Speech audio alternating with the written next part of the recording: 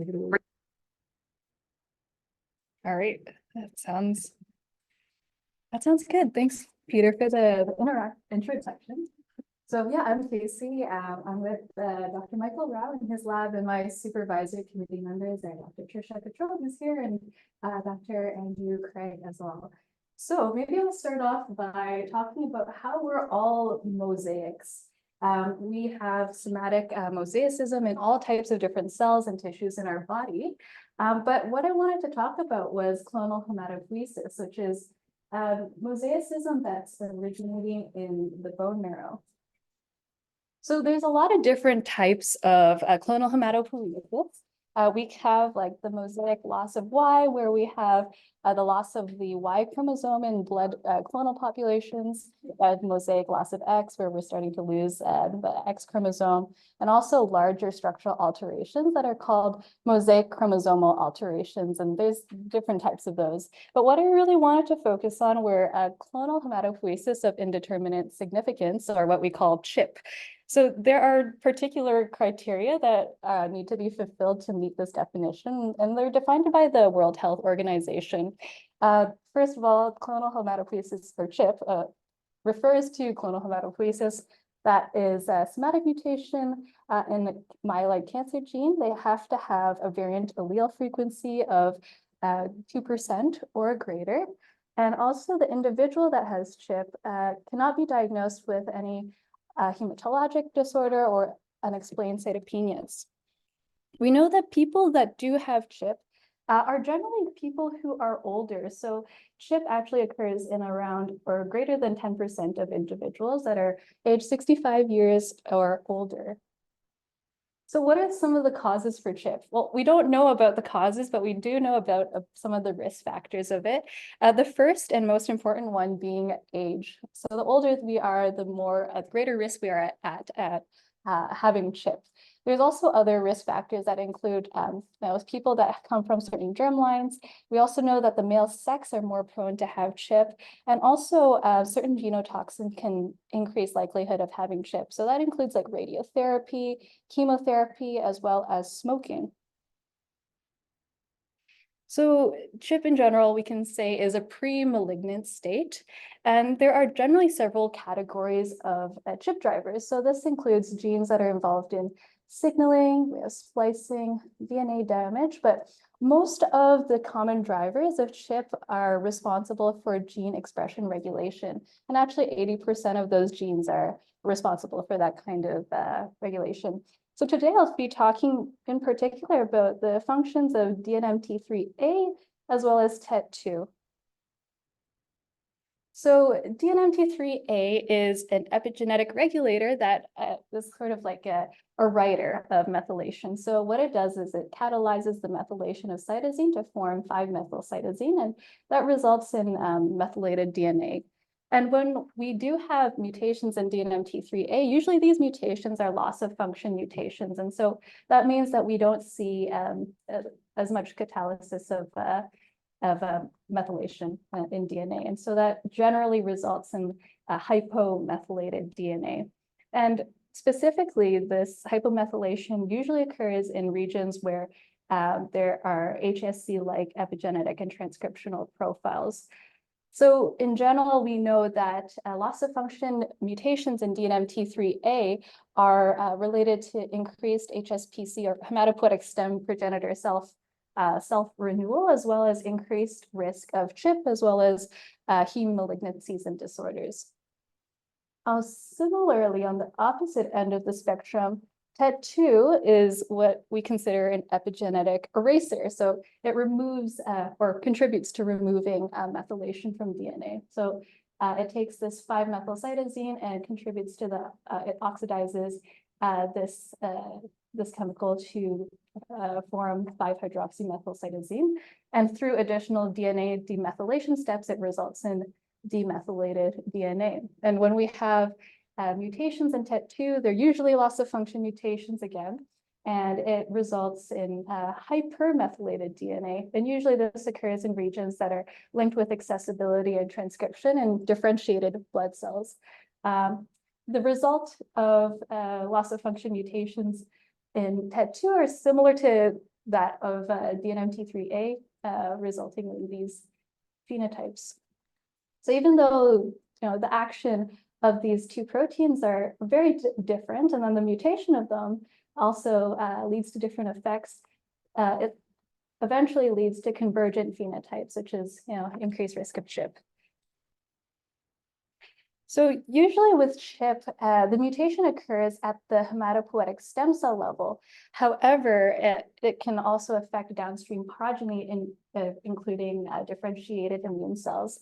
And usually when CHIP drivers do occur, or CHIP mutations do occur, this can skew hematopoiesis towards the myeloid lineage in the red.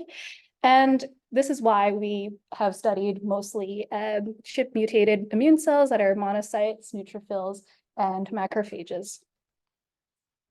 So these three different types of cells, monocytes, macrophages, and neutrophils, are very much involved in driving inflammation and have been studied in the context of cardiovascular disease. Now, recently, we have begun studying the impact of CHIP in the context of solid tumors. And so one thing to note is that CHIP is super common in cancer patients. Up to 1 in 3 cancer patients do have CHIP. And we also know that solid cancer patients that do have CHIP often have worsened overall survival. However, we still don't really know how this occurs, and we have some proposed mechanisms that patients with CHIP have poor survival and clinical outcomes, and this could relate to systemic effects relating to chronic inflammation involving IL-1, IL-6, and TNF. It also could have to do with the tumor level effects of CHIP. For example, we might have CHIP-mutated immune cells invading the tumor immune microenvironment. This can also modify immunotherapy responses in those cancer patients. For the purposes of my project, I wanted to focus on 2 cancers in particular, the first being mesothelioma, and the second being non-small cell lung cancer. And the reason is that both of these solid cancers are very driven. Their pathology is very driven by inflammation. So in mesothelioma, asbestos contributes to inflammation, and in non-small cell, tobacco smoke as well as respiratory diseases contribute to inflammation. And so, talking about all of this CHIP and interplay with inflammation, we thought that mesothelioma as well as the non-small cell would be good solid cancers to study the impact of CHIP. In addition to that, we know that already non-small cell lung cancer patients who do have CHIP actually have poor overall survival compared to those without CHIP.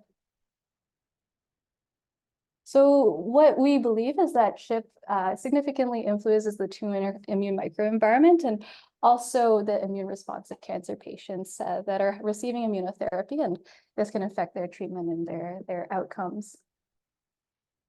The first of my aim was really to look at 2 cohorts, the TCGA as well as CPTEC non-small cell lung cancer cohorts. First, I wanted to see how many of these patients actually did have CHIP. The second was to see how CHIP would change the tumor transcriptional signatures. And I had access to bulk RNA sequencing. And then I wanted to see if I could predict which patients had CHIP based on their transcriptional signatures. So this is a little bit of a look at what cohorts we're working with. So TCGA comprises of some non-small cell lung cancer patients, and this can be further divided into 2 types of non-small cell lung cancers. This is lung squamous carcinoma and lung adenocarcinoma. And similarly, we have similar cohorts from CPTEC. And there's also mesothelioma cohorts available in the TCGA, but I'll be mostly focusing on non-small cell for here. All right, so first of all, I wanted to determine the CHIP status of the different patients. And to do that, we have some matched blood whole exome sequencing data. So from that, through several processes involving identifying the somatic variants, and then we annotated what these variants were, and then we selected which ones were pathogenic CHIP driver mutations. And then we could identify which patients had CHIP or not, and exactly which mutations they had. We also had matched tumor bulk RNA sequencing for the exact same patients. From that, I was able to pseudo-align and quantify RNA-seq reads, normalize it, do some quality control, filter the lowly expressed gene, and then conduct 2 different analyses on that resulting data. So one was conducted by my colleague Marco, where he did some differential gene analysis and then looked at which pathways were differentially, I guess, expressed. And then for myself, I looked at the discriminating genes. So which genes were really good at separating between patients that had CHIP versus not. And then I looked at which pathways those discriminating genes were involved in, and then I trained a classifier to predict CHIP status. So looking at the prevalence of CHIP in the TCGA and in non-small cell patients, we can see that there's a prevalence of 13% in the squamous cell and 8% in the adenocarcinomas. And overall in the non-small cell, there's a prevalence of 8%. So looking at the differential gene analysis done by Marco, he was taking a look at the different pathways that were enriched in CHIP-positive patients versus CHIP-negative patients. And with that, we see the false discovery rate represented in stars. We can see that, based on the background that we presented, that we were expecting to see a positive enrichment of genes that are related to inflammation in the tumors where the hosts are known to have CHIP. All right, and now looking at some of my analysis that I did in CPTAC and in the squamous cell patients. So the first thing I did was I took a look at all of the genes that were highly expressed within the CPTAC non-small cell lung cancer, or actually lung squamous carcinoma patients. And I used a feature selection algorithm called molecular feces that was actually developed here in the pathology department. And I used that to select the top 5% of genes that were really good at separating between the patients that had CHIP versus not. And once I developed that list of top 5%, I took a look at what pathways that they might be involved in. So to do that, I mapped those genes onto the Reactome as well as the Wiki pathway databases. And I found that in general, the pathways that they were involved in were very immune-related processes. And this aligns with what Marco found for the differentially expressed genes within the TCGA and the non-small cell lung cancer patients. So once I also took the top 1% of discriminating genes and then used those to separate out those patients by their CHIP status. So this is a hierarchical clustering map where it tries to separate, I guess, different patients based on their CHIP status. So ideally, if the genes that were selected were really good at separating CHIP positive and CHIP negative patients, we would see a really distinct separation between the blue people who do not have CHIP and the pink people who do have CHIP. But as you can see that, there's not a very distinct separation between those two populations. I would say there's like a moderate separation. And so we want to see, okay, why aren't these genes that good at separating or predicting CHIP status? And we thought maybe this left cluster over here might be because of certain CHIP features that really make them distinct from the rest of the pink over here. So to do that, we looked at whether or not CHIP was present in the tumor. We also looked and saw if the particular mutations of CHIP were a part of the 3 DNMT type 2 and SXL1 genes that were involved in epigenetic regulation. And we also looked at the clone size of those mutations. And we saw that actually none of these features were a good explanation as to why these 3 were clustering. So at the end of it, I think it's possible that this is a very small sample size and we just needed more chip positive patients within the cohort in order to train the classifier or really predict, separate between the chip positive and chip negative patients. So the next thing I did was actually train a classifier based on this this data, and I wanted to see which classifier performed the best. Out of that, I found that what is called subspace K nearest neighbors perform the best out of all the classifiers that I trained, and it has a validation accuracy of 91.3%. And that really just tells us how accurately can this classifier correctly classify data that it has not been trained on yet. 91.3% is pretty good. Over here is a confusion matrix, and it just shows how, again, how does this classifier perform? So in the blue, we see that these are the this is when the classifier correctly predicted the chip status. So over here, it correctly predicted people who did not have chip, and here it correctly predicted people who did have chip. And then in the red, it's the incorrect predictions. We can also see here that there's actually very few people in the cohort that did have chip, so it makes it a little harder to train the classifier well. Here's another plot that can be used to evaluate the performance of the classifier. Ideally, a perfect plot would have an area under the curve over here of 1.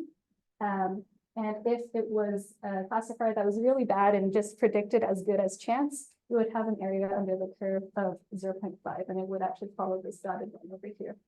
We see that both of these curves represent how good this classifier is at predicting people with chip in the blue, and then without chip in the orange. And we can see that the area under the curve is around 0.86, which is close to 1, closer to 1 than 0.5. So this is very preliminary data, and it just suggests that chip can influence the anti-tumor immunity within squamous cell patients. And the genes that we did identify as effective discriminators, they might be able to inform the candidates that we use for detection and screening, and be those key genes that we would consider screening for in the future if there's no blood available. And it also might help us understand more about how we can improve immunotherapies. The next thing I would do is conduct the completing analysis for the rest of the cohorts. The second of my aims was then to take a look at a real-world non-small cell lung cancer cohort where they're receiving immune checkpoint inhibitor therapy. The first thing I would want to do is validate whether we see the same results from the TCG and CPTAC analyses, and then see how does having CHIP affect patients' treatment response and whether they have different adverse events. And I also want to see whether CHIP affects the tumor immune microenvironment, and this would be done in collaboration with the Clonal lab, who is conducting in situ analyses. So this is a few more details about the cohort that we're considering. So it is a real-world cohort, and it has around 300 patients. Some of them are undergoing immune checkpoint inhibitor therapy, all ages, and includes males and females. In addition to that, we're considering looking at some cohorts available through the CCTG, but that would be an additional bonus, I guess. In particular, what we would want to look at is survival outcomes, adverse events such as cytokine release syndrome or therapy-related hematologic neoplasms. We would profile the tumor as well as collaborate with the control lab to look at their multiplexing imaging. And the last aim would then be to use a mouse model to investigate different interventions against CHIP and see if that might be able to improve their response to immune checkpoint inhibitors.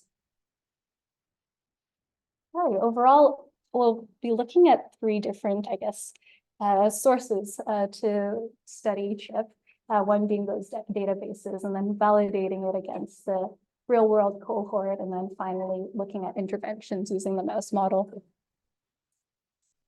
So overall, we hope that CHIP might be able to serve as a biomarker or potential target for cancer immunotherapy, and also knowing people's CHIP status might help us survey for blood cancer emergence and also other comorbidities. Well, with that, I wanted to thank the members of my lab, some of which are here today. Also my supervisory committee, our collaborators, and for sure, Dr. Catherine Tristan for her support and through the Path A2 course. Thank you, everybody.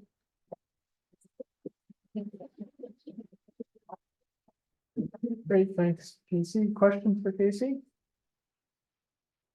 So, I'll go ahead. Great presentation. Just wondering, has this association between the type 1 interferons and interferon gamma kind of signatures been linked to clonal hematopoiesis before? I'm not. This is the first time that this is.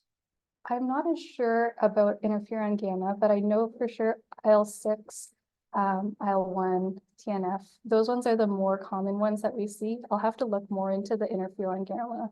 Yeah. And do you know, or can you predict that what are the sources of some of these most abundant cytokines that you think that these are coming necessarily from the tumor cells? Or might they come from the immune cells within the tumor microenvironment? I guess at this point we don't know, since we're not able to separate the tumor cells. Yeah, this is only bulk tumor RNA. I think we would probably need to separate out the tumor cells and then the chip mutated cells. Although, I mean, it's possible it could come from both, since yeah, I think potentially with chip mutated immune cells in particular, we can sort of think that it's possible or more likely that myeloid immune cells are more likely contributing to cytokine release. But yeah, for sure, I think we would need to separate out those tumor cells and immune cells to figure out. So I'm curious, when you were trying to correlate chip with different patterns of gene expression, you were binning all chip together. If you started to segment it down to specific genes that are affected in chip, TET2A, DNMT3A, whatever, or any of the other ones that like those would be the obvious ones to look at, because one would think perhaps different effects on gene expression. Was that type of analysis done too, to see if there was a better correlation with the genes that were affected and the mutations that were associated with chip? It wasn't done with my cohort yet, but I believe like Marco did some analysis separating out like the different like specific types of chip mutations. Because you're right, like the chip mutations are very different and the effects can be heterogeneous. So I think in general, we see that TET2 seems to be more inflammatory related, more so than DNMT3A. And so I guess for cancers that may be more inflammation driven, it might have more of an effect with TET2 mutations.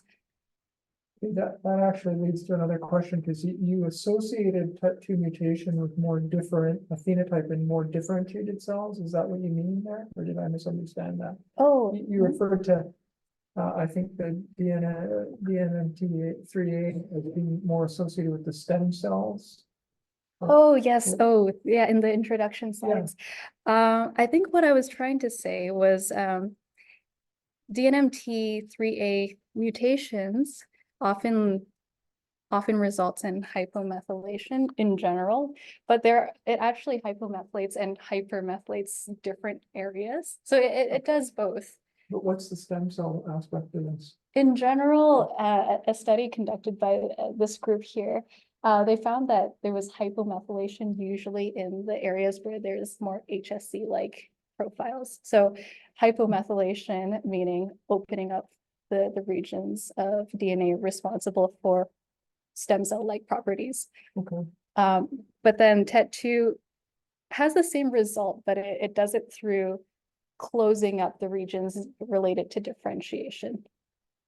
A couple questions online, Peter and Casey. I don't know if there's time, but Thank you. Good. Oh, See them? I was.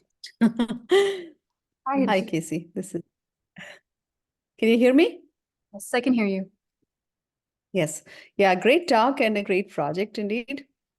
I was just curious, in your in silico analysis, did you divide those tumors into multiple groups, such as highly infiltrated, less infiltrated? You could do that by using algorithms such as CyberSort, in silico immune analysis. Have you done that kind of analysis and then overlaid chip on top of that, chip patterns? Because you do have a really robust immune signature, right? So have you done that kind of analysis? That's right. That's an analysis that Marco has done, but I haven't done on the CP-TAC cohort, or he's done it on the TCGA. I have not done it on the CP-TAC. I believe we saw some T-cell immune signatures. And yeah, I think that was the most prominent one that we saw in non-small cell. So does that correlate with chip, like highly infiltrated tumors with a specific pattern of cell infiltration, like a T cell, B cell, myeloid cell? I'm not too sure, actually. I'm not too sure about the studies about immune cell infiltration within solid cancers. But that's a great idea. Yeah, we're definitely interested in that, Madhuri. Yeah, I think CyberSort X will allow you to separate, get infiltration patterns and then you could correlate. I think that will be a really good complementary analysis that you could do. Yeah, I think so. Because I guess the big question is, does chip mutated cells end up within the immune environment and actually infiltrate? Yeah. Peter, Dr. Mueller has a question. I don't know if there's time. Thanks, Madhuri. Chris, go ahead. Yeah, Casey, you enjoyed your talk. Can you just show the confusion matrix that you showed? Yeah, of course. So, I can't help but notice that you've actually misclassified the chip by 50%. Yeah, it's for sure. So, I mean, you're 91% and your AUC is high, but it really, when it comes down to the important part, it's not actually dividing it well, appropriately that way. So can you just comment on why it's not performing, particularly for that aspect? Yeah, for sure. I would say that, I guess we can see over here that, the discriminating genes that were selected were not that great at separating chip status in general. And then I guess the same result we can see with the confusion matrix. For me, I'm sort of curious to see what happens when we do increase the sample size. The hope is that that would help to, I guess, identify maybe better genes that are more discriminating and can maybe result in better prediction of chip positive patients. Yeah, I'm just surprised your transcriptional signature is not more discriminatory. Given You're surprised that it's not more discriminatory? not more discriminatory. Yeah, you think that there would be things that would stand out under those circumstances. But back to Midori's question, maybe there's needs an additional level of information in there before you can parse it well. Yeah, and I think we were thinking about this too, and we were wondering about whether for chip positive patients, could it be that instead of having a small number of genes that are very, very, I guess, different from chip negative patients, could it be multiple genes that are slightly different, Right. in a settled way? And perhaps that's less good at training a classifier. So that's another hypothesis, but yeah, and it also could be, needing to overlay more data about infiltration, like Dr. Cote suggested. Yeah, I'd put a pitch in for methylation. I think methylation would actually be a better discriminator just because of the molecular basis of what's going on. Yeah, that's right. Yeah, with the TET2 and the DNMT. Yeah. Yeah. And Casey, in CP-TAC, we have access to methylation data, right? For tumor though, but. Yeah, for tumor, we have, CP-TAC. Yeah, I was just looking at it. Matthew, you get the last question. Yeah, and for the presentation, kind of in line with that question and going in the opposite direction, have you tried reducing the sample size so there's an equal amount of chip versus no chip patients? I ran into a similar problem where I had so many so many benign variants that I was always predicting even the pathogenic variants benign. So maybe reducing the sample size, you'll see more of the chip ones be predicted as chip as opposed to not having chip with them. Okay, no, I haven't tried that. I'm curious how that would work out. Yeah, thanks for the suggestion. maybe something. Okay, join me in thanking Casey for excellent talk. So,